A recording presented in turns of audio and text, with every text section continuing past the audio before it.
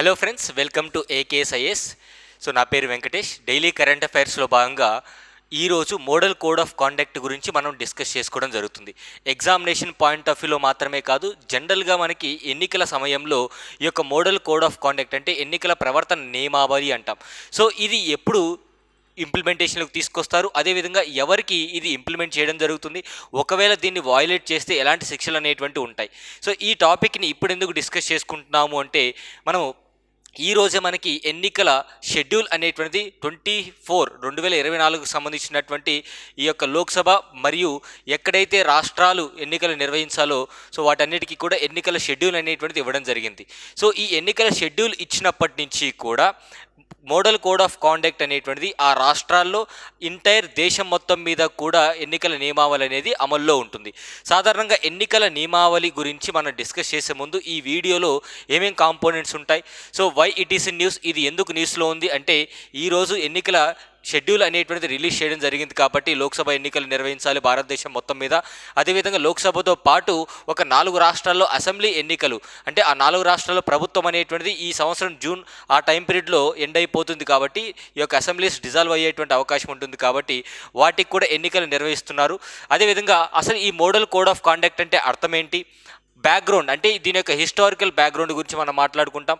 Model code of conduct అనేటువంటిది భారతదేశంలో మొదటిసారిగా ఏ స్టేట్లో ఇంప్లిమెంట్ చేశారు, అదేవిధంగా ఎలక్షన్ కమిషన్ ఆఫ్ ఇండియా అనేది దీన్ని ఏ విధంగా తీసుకురావడం జరిగింది, భారతదేశం మొత్తం మీద ఇంప్లిమెంట్ చేయడం, అదేవిధంగా ఇది ఎవరికి ఇంప్లిమెంట్ అవుతుంది, ఇది ఎవరికి అప్లై అవుతుంది, క్యాండిడేట్స్ టు ఆల్ పార్టీసా, లేదంటే కేవలం రిజిస్టర్డ్ పొలిటికల్ పార్టీస్కా, లేదంటే జాతీయ పార్టీలుగా, లేదంటే ఎవరికైనా వర్తిస్తుందా, దాని గురించి చూద్దాం.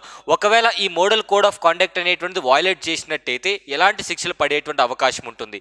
అండ్ లీగాలిటీ, ఈ మోడల్ కోడ్ ఆఫ్ కాండక్ట్ అనేటువంటిది మనకి ఏదైనా చట్టంలో మెన్షన్ చేశారా, లేదంటే దీని ఒక స్పిరిట్గా తీసుకొని ఎన్నికలు నిర్వహిస్తున్నారా, అదేవిధంగా రీసెంట్గా తీసుకొచ్చినటువంటి ఎడిషన్స్ ఏంటి, దీని మీద ఉన్నటువంటి క్రిటిసిజం ఏంటి. So model code of conduct అనేటువంటిది తీసుకురావడం ద్వారా కొన్ని పాజిటివ్స్ ఉన్నాయి, కొన్ని నెగిటివ్స్ కూడా ఉన్నాయి. సో ముందుగా మాట్లాడుకునే ముందు మనం డిస్కస్ చేసుకోవాల్సింది, ఎన్నికలు భారతదేశంలో సజావుగా నిర్వహించాలి అంటే ఆ ఎన్నికల్లో ఎలాంటి ప్రలోభాలు కావచ్చు, లేదంటే డబ్బు అధికారం కావచ్చు, లేదంటే మతం కావచ్చు, కులం కావచ్చు, ఇంకా ఏదైనా అంశాలు అనేటువంటివి డామినేట్ చేయకుండా ఎన్నికల సమయంలో ప్రజలు సజావుగా స్వతంత్రంగా ఓటు వేసుకునే విధంగా ఈ మోడల్ కోడ్ ఆఫ్ కాండక్ట్ అనేటువంటిది ఖచ్చితంగా అందరికీ ఎన్ష్యూర్ చేస్తుంది. సో ఈ కాంటెక్స్ట్లో మనం ఈ వీడియో డిస్కస్ చేసే కంటే ముందే 2024 ఎలక్షన్ షెడ్యూల్ గురించి కూడా విత్ రెస్పెక్ట్ టు ఆంధ్రప్రదేశ్, అదేవిధంగా లోక్సభ ఎలక్షన్స్కి కూడా మనం ఒకసారి డిస్కస్ చేద్దాం. సో ఇప్పుడే వచ్చినటువంటి న్యూస్ ఏంటంటే, మనకి 2024 సంవత్సరానికి లోక్సభ ఎన్నికలు నిర్వహించాలని చెప్పేసి ఎన్నికల షెడ్యూల్ అనేది వచ్చింది. లోక్సభ ఎన్నికలు నిర్వహించాలని చెప్పేసి ఎన్నికల షెడ్యూల్ వచ్చేసింది. టోటల్గా 7 ఫేజెస్లో మనకి ఎన్నికలు నిర్వహించబోతున్నారు. ఎన్నికలు నిర్వహించబోతున్నారు. సో లోక్సభతో పాటుగా ఈ సంవత్సరం 4 రాష్ట్రాలకి ఈ యొక్క అసెంబ్లీ ఎలక్షన్స్ అనేటువంటివి నిర్వహించబోతున్నారు. ఉదాహరణకి ఆంధ్రప్రదేశ్, అదేవిధంగా ఒడిస్సా, అదేవిధంగా అరుణాచల్ ప్రదేశ్ అండ్ సిక్కిం. ఈ 4 రాష్ట్రాలకి లోక్సభ ఎన్నికలతో పాటు అసెంబ్లీ ఎన్నికలు కూడా నిర్వహించబోతున్నారు. ఎందుకంటే ఆ ప్రభుత్వాల యొక్క టైం పీరియడ్ అనేది అయిపోవచ్చింది. కమింగ్ టు ఆంధ్రప్రదేశ్లో పోలింగ్ డేట్ వచ్చేసి పోలింగ్ డేట్ వచ్చేసి మనకి 13th మేగా ఇవ్వడం జరిగింది. And result or counting date వచ్చేసి 4th జూన్గా మనకి కౌంటింగ్ డేట్ ఇవ్వడం జరిగింది, అంటే రిజల్ట్ ఇచ్చేటువంటి డేట్. అండ్ అంటే ఈ యొక్క మోడల్ కోడ్ ఆఫ్ కాండక్ట్ అనేటువంటిది ఇక్కడ మీరు గమనిస్తే, మోడల్ కోడ్ ఆఫ్ కాండక్ట్ అనేటువంటిది లోక్సభకి జనరల్ ఎలక్షన్స్ కాబట్టి ఇక్కడ మనం పాయింట్ డిస్కస్ చేసుకోవాలి. సో జనరల్ ఎలక్షన్స్ అయితే ఒకలాగా ఉంటుంది, అదేవిధంగా జనరల్ ఎలక్షన్స్ అయితే ఒకలాగా ఉంటుంది, బై ఎలక్షన్స్ అయితే ఒకలాగా ఉంటుంది. ఉదాహరణకి జనరల్ ఎలక్షన్స్ సమయంలో ఏ విధంగా మోడల్ కోడ్ ఆఫ్ కాండక్ట్ అనేటువంటిది ఉంటుంది అంటే, ఇఫ్ ఇట్ ఈస్ లోక్సభకి జనరల్ ఎలక్షన్స్ నిర్వహిస్తుంటారు అంటే మోడల్ కోడ్ ఆఫ్ కాండక్ట్ అనేటువంటిది ఎంటైర్ నేషన్ మొత్తానికి కూడా, ఎంటైర్ కంట్రీ మొత్తానికి కూడా ఇంప్లిమెంట్ చేయాల్సి ఉంటుంది. సో లోక్సభ జనరల్ ఎలక్షన్స్ అయితే లోక్సభ జనరల్ ఎలక్షన్స్ అయితే మోడల్ కోడ్ ఆఫ్ కాండక్ట్ అనేది భారతదేశం మొత్తం మీద కూడా ఇంప్లిమెంట్ చేయాల్సి ఉంటుంది. సో ప్రవర్తన నియమావళి అనేది ఇంప్లిమెంట్ చేయాల్సి ఉంటుందన్నమాట. సో అదే స్టేట్కి సంబంధించినటువంటి అసెంబ్లీ జనరల్ ఎలక్షన్స్ అయితే ఎంటైర్ స్టేట్ మొత్తం కూడా ఈ యొక్క మోడల్ కోడ్ ఆఫ్ కాండక్ట్ అనేటువంటిది ఈ మోడల్ కోడ్ ఆఫ్ కాండక్ట్ అనేటువంటిది ఇంప్లిమెంట్ చేయడం జరుగుతుంది. ఒకవేళ బై ఎలక్షన్స్ అయితే ఈ బై ఎలక్షన్ అనేది లోక్సభ కాన్స్టిట్యుయెన్సీకి అయితే ఆ కాన్స్టిట్యుయెన్సీ వరకు మాత్రమే, అదే ఎమ్మెల్యే కాన్స్టిట్యుయెన్సీ అయితే కేవలం ఆ కాన్స్టిట్యుయెన్సీ వరకు మాత్రమే. అంటే ఇక్కడ ఏమర్థం చేసుకోవాలి, జనరల్ ఎలక్షన్స్ జరిగినప్పుడు లోక్సభ జనరల్ ఎలక్షన్ అయితే మోడల్ కోడ్ ఆఫ్ కాండక్ట్ అనేటువంటిది ఎంటైర్ కంట్రీ మొత్తానికి కూడా ఇంప్లిమెంట్ చేయడం జరుగుతుంది. అలా కాకుండా ఏదైనా ఒక రాష్ట్రంలో జరిగేటువంటి ఈ యొక్క అసెంబ్లీ ఎన్నికలు అయితే, ఉదాహరణకి గత సంవత్సరం డిసెంబర్ నవంబర్ ఎండింగ్ టైం పీరియడ్లో తెలంగాణ స్టేట్లో ఎన్నికలు నిర్వహించడం జరిగింది, రాష్ట్రానికి సంబంధించినటువంటి ఎన్నికలు. సో ఈ కాంటెక్స్ట్లో కేవలం తెలంగాణ స్టేట్లో మాత్రమే ఈ యొక్క ఎన్నికల నియమావళి వర్తించడం జరుగుతుంది, ఎంటైర్ కంట్రీ ఇవ్వరు. సో ఓవరాల్గా జనరల్ ఎలక్షన్స్ అయితే ఇండియా మొత్తం మీద, లోక్సభ ఎలక్షన్స్ అయితే ఎంటైర్ కంట్రీ వర్తిస్తుంది. కేవలం ఏ రాష్ట్రంలో అయితే అసెంబ్లీ ఎలక్షన్స్ జనరల్ ఎలక్షన్స్ ఉంటాయో ఆ రాష్ట్రం మొత్తం మీద కూడా ఈ యొక్క ఎంసీసీ ఇంప్లిమెంట్ చేయడం జరుగుతుంది. ఒకవేళ బై ఎలక్షన్స్ అయితే ఏ నియోజకవర్గంలో అయితే బై ఎలక్షన్స్ నిర్వహిస్తున్నారో ఆ నియోజకవర్గంలో మాత్రమే మోడల్ కోడ్ ఆఫ్ కాండక్ట్ అనేటువంటిది ఉంటుందన్నమాట. ఎప్పుడైనా గమనించండి, బై ఎలక్షన్స్ సమయంలో పాలసీ మేకింగ్స్ మీరు గమనించాలి. బై ఎలక్షన్ సమయంలో పాలసీ మేకింగ్స్ పైన కూడా ఈ యొక్క మోడల్ కోడ్ ఆఫ్ కండక్ట్ అనేటువంటిది ఉంటుందా లేదా ఒకసారి చూద్దాం. సో ఇది ఎలక్షన్కి సంబంధించినటువంటి షెడ్యూల్. సో ఒకసారి నెక్స్ట్ చూద్దాం. సో మనకి మోడల్ కోడ్ ఆఫ్ కాండక్ట్ యొక్క ఆబ్జెక్టివ్ ఏంటంటే ఏ రాజకీయ పార్టీ అయినా ఎన్నికల్లో గెలవాలనేటువంటి ప్రయత్నాలే చేస్తాయి. సో గెలవాలనుకున్నప్పుడు ఎలాంటి దారుల్లో అయినా సరే, అంటే అన్ఫెయిర్ మీన్స్గా అయినా సరే ఎన్నికలలో వెళ్ళి కంటెస్ట్ చేసి ఈ యొక్క ఓట్లు కొల్లగొట్టడానికి ప్రయత్నించడం జరుగుతుంది. సో ఈ కాంటెక్స్ట్లో అన్ఫెయిర్ మీన్స్లో ఎన్నికలు అనేటువంటివి రానివ్వకుండా లేదా జరగనివ్వకుండా ఎలక్షన్ కమిషన్ ఆఫ్ ఇండియా కాపాడేటువంటి ప్రయత్నంలోనే మనకి ఈ మోడల్ కోడ్ ఆఫ్ కాండక్ట్ అనేటువంటి తీసుకురావడం జరిగింది. సో కొన్ని సెట్ ఆఫ్ నార్మ్స్, అదేవిధంగా ప్రిన్సిపల్స్ అనేటువంటివి ప్రతి ఒక్క పొలిటికల్ పార్టీకి, అదేవిధంగా క్యాండిడేట్స్కి కూడా, క్యాండిడేట్ అంటే ఎవరైతే ఎన్నికల్లో కంటెస్ట్ చేస్తున్నారో వారందరికీ కూడా ఈ మోడల్ కోడ్ ఆఫ్ కాండక్ట్ అనేది ఎలక్షన్స్ సమయంలో వర్తించడం జరుగుతుంది. అండ్ ఎన్నికల సంఘం అనేటువంటిది ఈ మోడల్ కోడ్ ఆఫ్ కాండక్ట్ అనేటువంటిది ఇంప్లిమెంట్ అయ్యే విధంగా చూడాల్సినటువంటి బాధ్యత ఉంటుంది. సో మోడల్ కోడ్ ఆఫ్ కాండక్ట్కి సంబంధించినటువంటి, అంటే సాధారణంగా జనరల్ ఎలక్షన్స్ కానివ్వండి, president of India, vice president, అదేవిధంగా ఎమ్మెల్సీ, ఎమ్మెల్యే, ఎంపీ ఎలక్షన్స్, వీటన్నిటిని నిర్వహించేటువంటి అధికారం ఈ యొక్క ఎలక్షన్ కమిషన్ ఆఫ్ ఇండియాకి ఉంటుంది. కాబట్టి ఆర్టికల్ 324 ప్రకారం, సో 324 ప్రకారమే ఈ యొక్క మోడల్ కోడ్ ఆఫ్ కాండక్ట్ అనేటువంటిది కూడా ఎన్ష్యూర్ చేస్తూ ఉంటుంది. So free and fair elections నిర్వహించడానికి ఎన్నికల సంఘం 324 ఆర్టికల్ ప్రకారం ఈ యొక్క ఎంసీసీని యూజ్ చేయడం జరుగుతుంది. కానీ ఎక్కడా కూడా మోడల్ కోడ్ ఆఫ్ కాండక్ట్ అనేటువంటిది కాన్స్టిట్యూషన్లో మనకి మెన్షన్ చేయలేదు.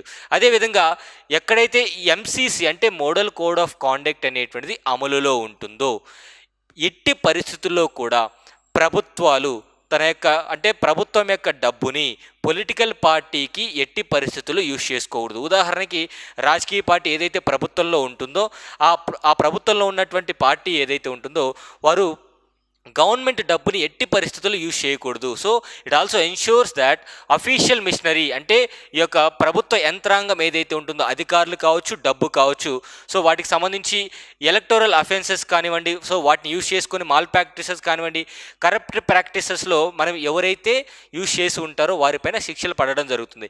ఇక్కడ ఒక ఉదాహరణ చెప్తాను. మనకి ఇందిరాగాంధీ వర్సెస్ రాజ్ నారాయణ్ కేసు అనేటువంటిది ఫేమస్ కేసు అంటాం. సో ఇందిరాగాంధీ గారు తన యొక్క ఎలక్షన్లో ప్రభుత్వ యంత్రాంగాన్ని యూజ్ చేసుకున్నారు అని చెప్పేసి సుప్రీంకోర్టుకు వెళ్తే మోడల్ కోడ్ ఆఫ్ కాండక్ట్ అనేటువంటిది వైలేట్ అయింది అని చెప్పేసి సో ఇందిరాగాంధీ గారి యొక్క ఎన్నికని పూర్తిగా రద్దు చేసి ఆ తర్వాత ఉన్నటువంటి ఈ యొక్క రాజ్ నారాయణ్ని ఈ యొక్క ఎన్నికల్లో గెలిచినట్టుగా ప్రకటించడం జరిగింది. అంటే మోడల్ కోడ్ ఆఫ్ కాండక్ట్ అనేటువంటిది వయలేషన్ అంత సీరియస్ అఫెన్స్గా ట్రీట్ చేయడం జరుగుతుంది. అంటే ఆల్రెడీ పవర్లో ఉన్నటువంటి వాళ్ళకి ఒక అడ్వాంటేజ్ ఉంటుంది కాబట్టి ఆ అడ్వాంటేజ్ని మిస్యూజ్ చేయకూడదు అన్నట్టుగా ఈ యొక్క మోడల్ కోడ్ ఆఫ్ కాండక్ట్ మనకి తీసుకురావడం జరిగింది.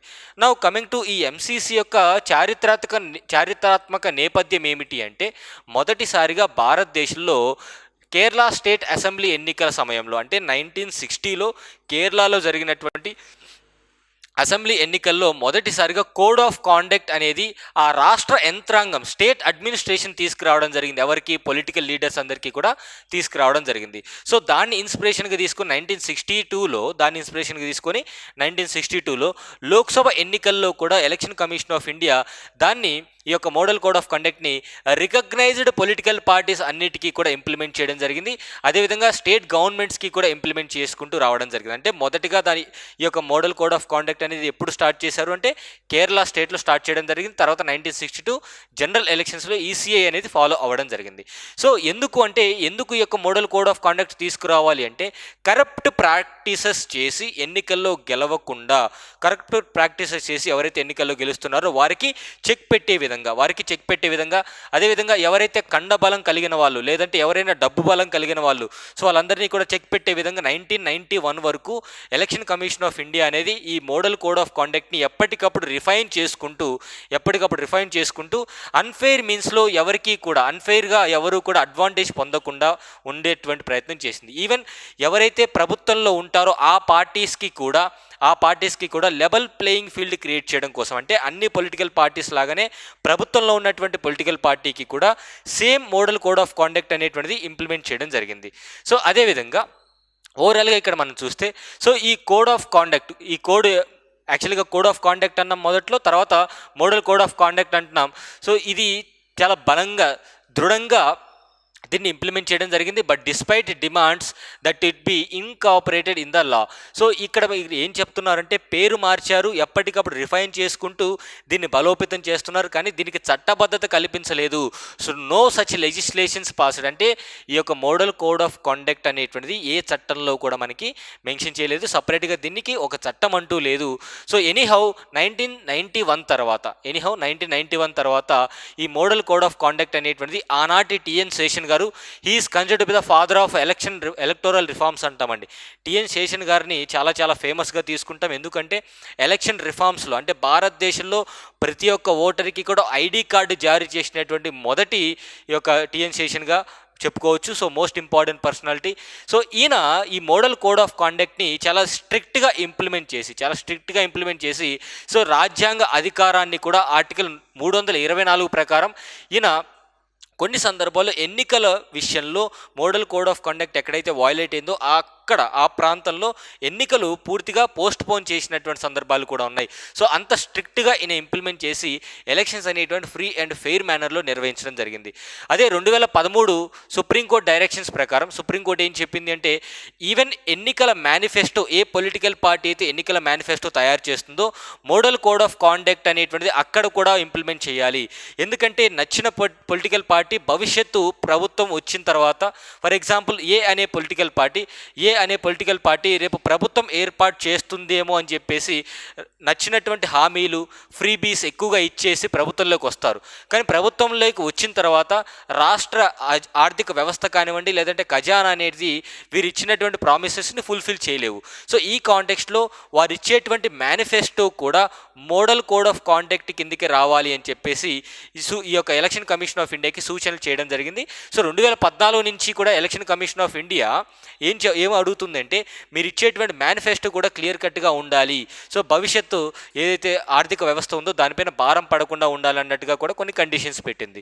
బట్ ఎనీహౌ ఈ మోడల్ కోడ్ ఆఫ్ కాండక్ట్ అనేటువంటిది ఎవరికి ఇంప్లిమెంట్ చేస్తారు అంటే జనరల్ కండక్ట్ అనేటువంటిది ఉంటుంది my dear friends. So general conduct వచ్చేసి no political party or candidate, అంటే ఏ పొలిటికల్ పార్టీ మరియు ఈ యొక్క క్యాండిడేట్ అనేటువంటి వారు shall include itself in any activity which may aggravate existing differences or create mutual hatred or cause tension between different caste communities, religion, linguistic groups, అంటే కులాల మధ్య కానివ్వండి, మతాల మధ్య కానివ్వండి, లేదంటే ఈవెన్ ప్రాంతాల మధ్య కానివ్వండి, భాషలు అంటే ఈ యొక్క భాషా ప్రయోజనాల కోసం కానివ్వండి, ఇలాంటి అంశాలపైన మాట్లాడి మైలేజ్ గెయిన్ చేసుకునే విధంగా లేదా సమాజంలో డిఫరెన్సెస్ క్రియేట్ చేసే విధంగా ఎవరు కూడా మాట్లాడకూడదు. అదేవిధంగా పొలిటికల్ పార్టీ కూడా ఎట్టి పరిస్థితుల్లో ప్రామిసెస్ కానివ్వండి లేదంటే హామీలు కానివ్వండి, అదేవిధంగా హేట్ స్పీచ్ అంటాం, ఈ యొక్క హేట్ స్పీచెస్ కూడా చేయకూడదు అనమాట. Criticism of other political parties, so other political parties యొక్క క్రిటిసిజం ఏంటంటే shall be confine to their policies and programmes, past record and work. So ఇక్కడ ఏంటంటే క్రిటిసిజం ఆఫ్ అదర్ పొలిటికల్ పార్టీస్కి సంబంధించినటువంటి అంశం ఏంటంటే, సో ఏదైతే పాలసీస్ అనేటువంటివి అప్పటి వరకు ఇంప్లిమెంట్ చేస్తున్నటువంటి ప్రభుత్వం ఉంటుందో, సో ఆ ప్రభుత్వం చేస్తున్నటువంటి కొత్త పాలసీస్ ఎట్టి పరిస్థితులు తీసుకురాకూడదు. అదేవిధంగా ప్లేస్ ఆఫ్ వర్షిప్ వచ్చేసి మనకి టెంపుల్స్లో కానివ్వండి, మసీదుల్లో కానివ్వండి, చర్చెస్లో కానివ్వండి, ఆ ప్రాంతాల్లో ప్లేసెస్ ఆఫ్ వర్షిప్లో ఎలక్షన్ ప్రాపగాండా లేదా ఎలక్షన్ క్యాంపెయిన్స్ అనేటువంటివి నిర్వహించకూడదు. నిర్వహిస్తే ఎంసీసీ వాయిలేట్ అయినట్టే. తర్వాత the right of every citizen to a peaceful and undisturbed home life. యాక్చువల్గా ఈ మోడల్ కోడ్ ఆఫ్ కాండక్ట్ అనేటువంటిది ప్రజల్ని కూడా శాంతియుతంగా ఎన్నికల్లో పార్టిసిపేట్ చేసి ఓటు హక్కు వినియోగించుకునే విధంగా తీసుకురావడమే వీళ్ళ యొక్క ముఖ్య ఉద్దేశం అనమాట. నెక్స్ట్ మనకి మీటింగ్స్ అండ్ ప్రొసెషన్స్. అంటే ఏ పొలిటికల్ పార్టీ కావచ్చు, లేదంటే వ్యక్తి క్యాండిడేట్ కావచ్చు, ఎన్నికల్లో ప్రచారానికి కావచ్చు, ఏ మీటింగ్స్ పెట్టుకోవాలంటే లోకల్ అథారిటీస్కి ఇన్ఫామ్ చేసి వారు పర్మిషన్ తీసుకున్న తర్వాతనే ఈ యొక్క మీటింగ్స్ కానివ్వండి, ర్యాలీస్ అనేటువంటి నిర్వహించాలి. సో ఎందుకు చేయాలి అంటే లా అండ్ ఆర్డర్ కంట్రోల్లో చేసేది యొక్క లోకల్ అథారిటీస్ కాబట్టి వారి యొక్క పర్మిషన్ తప్పనిసరిగా ఉండాలన్నమాట. అండ్ పోలింగ్ తేదీ రోజున కూడా ఏ వ్యక్తి, ఈవెన్ చీఫ్ మినిస్టర్ కావచ్చు, ప్రైమ్ మినిస్టర్ కావచ్చు, సెంట్రల్ మినిస్టర్ కావచ్చు, ఎవరైనా సరే వారి హోదాలో పోలింగ్ బూత్స్లోకి ఎంటర్ అవ్వకూడదు. పోలింగ్ బూత్స్కి ఎంటర్ అవ్వకూడదు. సాధారణంగా క్యాండిడేట్ లాగైనా ఎంటర్ అవ్వాలి, లేదా ఒక ఓటర్ లాగానే ఎంటర్ అవ్వాలి. అండ్ ఎలాంటి పార్టీ జెండాలు కానివ్వండి, లేదంటే పార్టీ కండువాలు కానివ్వండి కప్పుకొని ఈ యొక్క పోలింగ్ పరిధిలోకి వెళ్ళకూడదు అనమాట. ఇది ఒక most important point. Even violate అయితే ఎన్నికల సంఘం చర్యలు తీసుకునేటువంటి అవకాశం ఉంటుంది. అదేవిధంగా ఈ యొక్క పోలింగ్ డే రోజున ప్రజల్ని ఎలాంటి పరిస్థితుల్లో ప్రలోభాలు పెట్టకూడదు. ఈవెన్ పోలింగ్ బూత్ దగ్గర కూడా కేవలం ఓటర్స్ని మాత్రమే అలౌ చేయాలి. ఓటర్స్తో పాటుగా ఎవరైతే ఎన్నికల సంఘం అథారిటీ ఎవరైతే ఉంటారో వారు ఎవరినైతే రికగ్నైజ్ చేస్తారో అబ్జర్వర్స్గా, వారిని మాత్రమే ఏజెంట్స్గా రానివ్వాలి తప్ప మిగతా ఏ వ్యక్తిని కూడా అక్కడికి వచ్చారు, పోలింగ్ చేసుకున్న తర్వాత మళ్ళీ వెళ్ళిపోవాలి. అక్కడే స్టే చేయడానికి కూడా సమయం అనేటువంటిది ఇచ్చేటువంటి పరిస్థితి లేదు. నా పోలింగ్ బూత్స్లో కూడా ఇందాక నేను చెప్పినట్టు ఎవరైతే ఎంటర్ అవ్వాలి అనుకుంటే వ్యాలిడ్ పాస్ ఉంటేనే ఎంటర్ అవ్వాలి. ఒక ఓటర్ ఎంటర్ అవ్వాలి అంటే ఓటర్ స్లిప్ అన్నా ఉండాలి, ఓటర్ ఐడి కార్డ్ అన్నా ఉండాలి. లేదా ఎవరైనా కంటెస్టింగ్ క్యాండిడేట్ వెళ్ళాలంటే ఖచ్చితంగా ఆయన కూడా కంటెస్టింగ్ క్యాండిడేట్ ఐడి కార్డు కానివ్వండి, లేదంటే ఈసీ జారీ చేసినటువంటి ఐడి కార్డు అనేది తీసుకువెళ్ళాలి. సో అట్లా ఎవరిని పడితే వారిని పోలింగ్ బూత్లోకి ఎంటర్ అవ్వనివ్వరు. ఇది కూడా మోడల్ కోడ్ ఆఫ్ కండక్ట్ కిందకి రావడం జరుగుతుంది. నౌ అబ్జర్వర్స్, ఎవరైతే ఎన్నికల సంఘానికి సంబంధించిన అపాయింటీస్ ఎవరైతే ఉంటారో వారు మాత్రమే ఎంటర్ అవ్వాలి. తర్వాత పార్టీ ఇన్ పవర్, ఎవరైతే ఆల్రెడీ ఎగ్జిస్టెన్స్ ప్రభుత్వంలో ఉన్నటువంటి పార్టీ ఉంటారో వారికి కూడా మోడల్ కోడ్ ఆఫ్ కాండక్ట్ అనేటువంటిది వర్తిస్తుంది. అంటే రూలింగ్ పార్టీ వారికి కూడా వర్తిస్తుంది. అంటే ప్రభుత్వం వచ్చినటువంటి అడ్వాంటేజెస్ని ఎన్నికల్లో వారు ఉపయోగించుకోకూడదు. ప్రభుత్వ డబ్బుని వారి యొక్క పొలిటికల్ కార్యకలాపాలకి పెట్టకూడదు. ఒకవేళ అలా జరిగినట్టయితే ఎన్నికల సంఘం పూర్తిగా ఆరా తీసి చర్యలు తీసుకునేటువంటి అవకాశం ఉంటుంది. ఈవెన్ ఎలక్షన్ మేనిఫెస్టో కూడా నచ్చినటువంటి విధంగా రాజ్యాంగానికి వ్యతిరేకంగా ఫ్రీబీస్ అనేటువంటివి కావచ్చు, అంటే ఎక్కువ ఉచితాలు అనేటువంటివి హామీలు ఇచ్చేసి విపరీతంగా ప్రజల్ని మభ్యపెట్టేటువంటి ప్రయత్నాలు చేయకూడదు అన్నట్టుగా సుప్రీంకోర్టు గైడ్లైన్స్ మనకున్నాయి. సో అది కూడా అంటే ఎలక్షన్ మేనిఫెస్టో కూడా మోడల్ కోడ్ ఆఫ్ కాండక్ట్ కిందకి తీసుకురావడం జరిగింది. తర్వాత మనకి ఈ యొక్క representation of people act section 123 ప్రకారం కూడా ఈ యొక్క మోడల్ కోడ్ ఆఫ్ కాండక్ట్ అనేది ఇంప్లిమెంట్ చేయవచ్చు. అంటే కరప్ట్ ప్రాక్టీసెస్ అంటే తప్పిదాలు ఏవైనా చేసినట్టయితే ఆర్పీ యాక్ట్ సెక్షన్ 123 ప్రకారంగా కూడా మనము యాక్షన్ తీసుకోవచ్చు అన్నట్టుగా ఈ యొక్క ఎన్నికల సంఘానికి సిఫార్సులు అయితే ఉన్నాయి. అండ్ డిస్ట్రిబ్యూషన్ ఆఫ్ ఫ్రీబీస్ కానివ్వండి ఆర్ ఎనీ కైండ్, తర్వాత అన్డౌటెడ్లీ, తర్వాత ఇన్ఫ్లుయెన్సెస్ ప్రజల్ని మభ్యపెట్టడం కానివ్వండి, ఇలాంటి అంశాల్లో ఖచ్చితంగా సుప్రీంకోర్టు గైడ్లైన్స్ ప్రకారము ఈ యొక్క మోడల్ కోడ్ ఆఫ్ కాండక్ట్ అనేటువంటిది ఇంప్లిమెంట్ చేయడం జరుగుతుంది. సో ఎందుకు మోడల్ కోడ్ ఆఫ్ కాండక్ట్ కావాలంటే ఫ్రీ అండ్ ఫెయిర్ ఎలక్షన్స్ అనేవి జరగడం కోసం. ఒకవేళ వాయిలేషన్ అనేది చేసినట్టయితే, అంటే model code of conduct violation చేసినట్టయితే ఎలక్షన్ కమిషన్ ఆఫ్ ఇండియా అనేటువంటిది ప్రొసీడింగ్స్ అనేటువంటి తీసుకోవడం జరుగుతుంది. అంటే ఎన్నికల సంఘం ఖచ్చితంగా వాయిలేషన్ జరిగిన ప్రతి చోట కూడా ఈ యొక్క విచారణ అనేటువంటి చేసి శిక్షలు అనేటువంటి కూడా వేయడం జరుగుతుంది. ఉదాహరణకి ఆ యొక్క పోలింగ్ బూత్లో ఏవైనా బూత్ క్యాప్చరింగ్ కానివ్వండి, so for example booth capturing కానివ్వండి, సో అంటే ఈ యొక్క ఎన్నికల పోలింగ్ స్టేషన్ని పూర్తిగా ఆక్రమించేసి ఈవీఎంస్ని కానివ్వండి, లేదంటే వీవీప్యాట్స్ని కానివ్వండి, ఇలాంటి వాటిని ధ్వంసం చేయడం, లేదంటే రిగ్గింగ్ అనేటువంటి చేయడం కానివ్వండి, ఇలాంటివి చేసినప్పుడు ఎన్నికల సంఘం అనేటువంటిది ఖచ్చితంగా అక్కడ ఉన్నటువంటి సమాచారాన్ని దృష్టిలో పెట్టుకొని, ఎలక్షన్ అబ్జర్వర్స్ని దృష్టిలో పెట్టుకొని ఖచ్చితంగా యాక్షన్ అనేది తీసుకోవడం జరుగుతుంది. సో వయలేషన్ అనేటువంటి చేసిన వాళ్ళ ప్రతి ఒక్కరికి కూడా, అండ్ ఈవెన్ ఈ యొక్క సోషల్ మీడియాలో కానివ్వండి, ప్రింట్ మీడియాలో కానివ్వండి, ఎవరైనా అసభ్యకరంగా లేదంటే మతపరమైనటువంటి అంశాలపైన ఈ యొక్క ఎన్నికల నియమావళి కానివ్వండి, అంటే ఒక మతం రిలేటెడ్గా కానివ్వండి, ఇట్లా చేసినట్టయితే డెఫినెట్గా వయలేషన్ జరుగుతుంది. కాబట్టి మోడల్ కోడ్ ఆఫ్ కాండక్ట్ ప్రకారం ఎన్నికల సంఘం అనేది చర్యలు తీసుకుంటుంది. Now coming to recent editions ఏంటి అంటే, ఎన్నికల సంఘం అనేటువంటిది రీసెంట్గా మనకి మోస్ట్ ఇంపార్టెంట్లీ ఒపీనియన్ పోల్స్ అదేవిధంగా ఎగ్జిట్ పోల్స్ని రెగ్యులేట్ చేయడం జరుగుతుంది. ఈ యొక్క ఎగ్జిట్ పోల్స్ని రెగ్యులేట్ చేయడం జరుగుతుంది. ఒపీనియన్ పోల్స్ పూర్తిగా బంద్ చేయడం జరిగింది. ఎందుకు అంటే ఈ మోడల్ కోడ్ ఆఫ్ కాండక్ట్ అనేటువంటిది ఎప్పుడైతే ఇంప్లిమెంటేషన్లోకి వస్తుందో, ఏ వార్తా పత్రిక కావచ్చు, లేదంటే ఏ న్యూస్ ఛానల్ అయినా, లేదంటే ఏ స్వచ్ఛంద సంస్థ కావచ్చు, ప్రైవేట్ ఆర్గనైజేషన్ కావచ్చు, ఒపీనియన్ పోల్స్ని ఎట్టి పరిస్థితుల్లో ఇవ్వకూడదు. ఎందుకు అంటే, సో వారిచ్చేటువంటి ఒపీనియన్ పోల్స్ అనేటువంటివి ఎంత ఫెయిర్గా ఉన్నాయో తెలియదు, కానీ ప్రజలు దాన్ని చూసి ప్రభావితం అవుతారేమో అనేటువంటి ఉద్దేశంలో వీటిని బంద్ చేయడం జరిగింది.